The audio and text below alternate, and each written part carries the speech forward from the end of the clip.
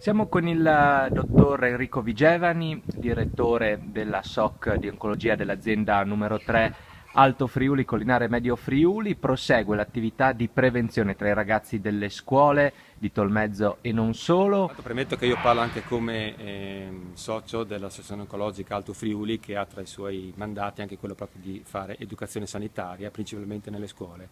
Già da parecchi anni andiamo nelle scuole del Tolmezzino a parlare di prevenzione di stili di vita corretti. Noi ovviamente non puntiamo molto sul parlare sulle malattie, ma puntiamo sul fatto che una persona deve essere consapevole, deve saper scegliere e da sola sceglie gli stili di vita corretti che eliminano la gran parte delle patologie più frequenti nel mondo occidentale.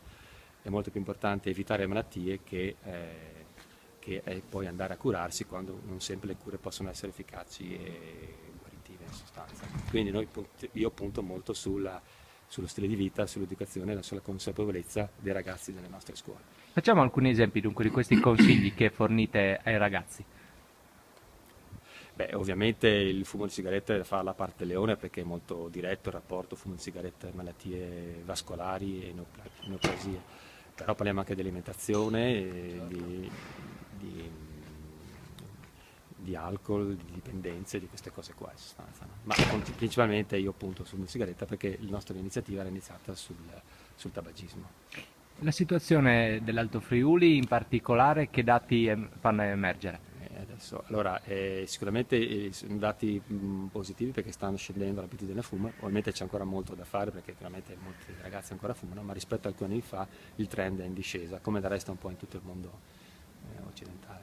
Quindi funziona questa prevenzione tra i ragazzi. Questa è una scommessa, io non posso sapere quali saranno i risultati, però insomma, anche se c'è un piccolissimo vantaggio, anche minimo, è un grande vantaggio perché porta a salvare delle vite in sostanza, anche se fosse una sola. Parliamo anche dell'Associazione Oncologica Alto Sì. Friuli che domani proprio a Tolmezzo inaugura dei nuovi spazi informativi. Sì, all'ingresso dell'ospedale verrà inaugurato domani uno sportello informativo in modo che i pazienti che hanno problemi legati alle neoplasie, dal punto di vista anche amministrativo e gestionale, possano avere delle risposte e delle facilitazioni, quelle che sono poi a norma di legge. Molte volte le persone non conoscono i loro diritti ed è bene che abbiano uno spazio ben visibile e in cui poter conoscere le proprie